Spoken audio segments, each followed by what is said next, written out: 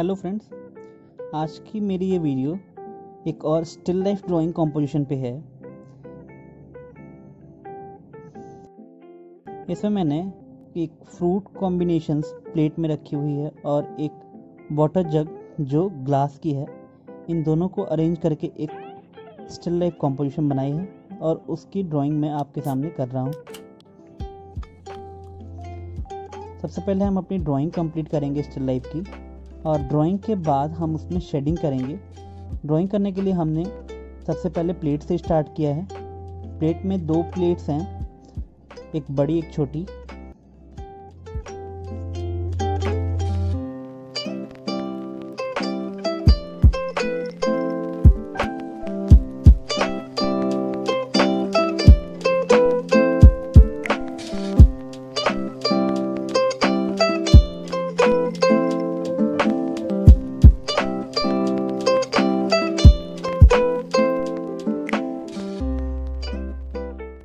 अब देख रहे हैं हमारी प्लेट की ड्राइंग ऑलमोस्ट कंप्लीट हो गई है। अब हम उसमें फ्रूट रख रहे हैं।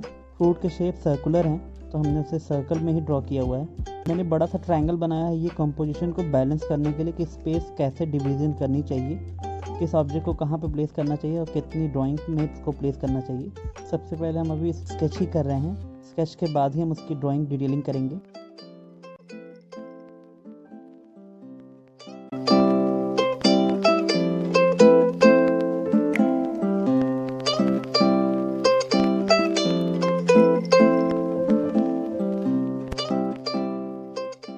अब हम अपने जग के ड्राइंग करना शुरू करेंगे। सबसे पहले हम इसको एक बेसिक शेप बना लेंगे, रेक्टेंगल, और रेक्टेंगल को फिर हम उसके ड्राइंग के अकॉर्डिंग डिवाइड कर लेंगे स्पेस वाइज।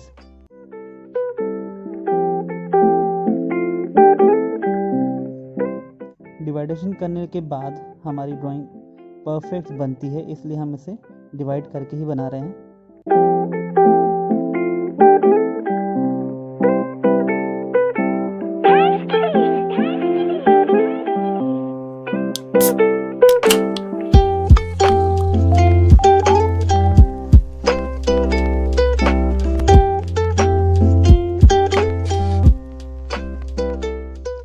हमें किसी भी ऑब्जेक्ट का जब भी निप बनाना हो, चाहे वो ग्लास हो, चाहे वो जग हो, चाहे वो किसी भी और ऑब्जेक्ट हो, तो हमें ओवल शेप्स के ही साथ उसकी ड्राइंग करनी चाहिए, एक तरफ नहीं। उसके 3D ड्राइंग्स के ही साथ हम उस ऑब्जेक्ट की परफेक्ट शेप्स बना सकते हैं।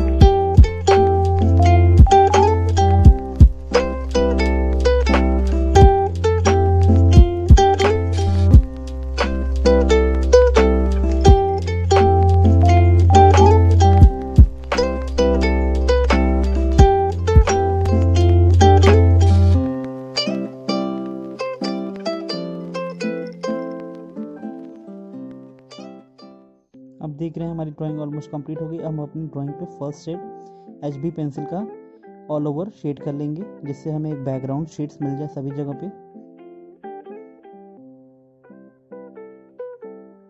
और शेडिंग के बाद हम उस शेड को मर्ज कर देंगे, जिससे एक स्मूथ सरफेस हमें मिल जाए शेडिंग का।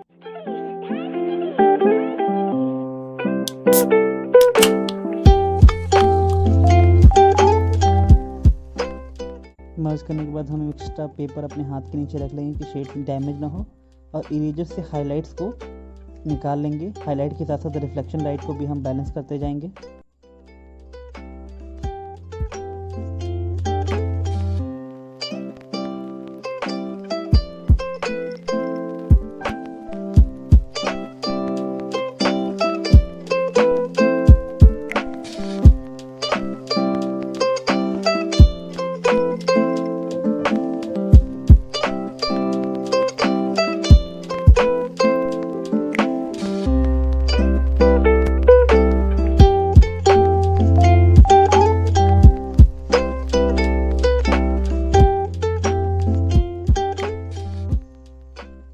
आप देख रहे हैं कि रिफ्लेक्शन लाइट को मैं इरेजर से इरेज करने के बाद उसको हल्का मर्ज कर दे रहा हूँ कि वो ज़्यादा हाईलाइट को डिस्टर्ब ना करे।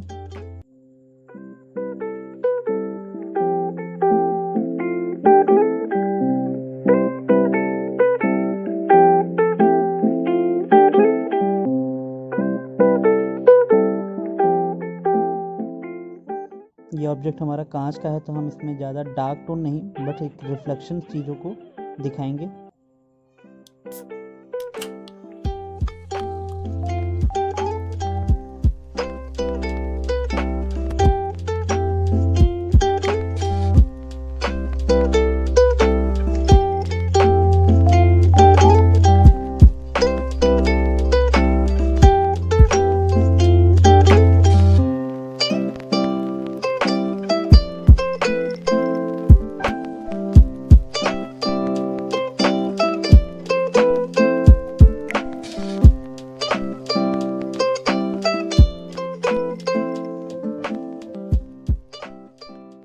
हम सभी जगहों पे हाईलाइट और रिफ्लेक्शन लाइट को कंप्लीट करने के बाद अपने अगले शेड्स की तरफ बढ़ेंगे। अपने कर्टन वाले जो स्पेस है उस पर भी हम इरेजर के साथ हाईलाइट्स को निकाल लेंगे।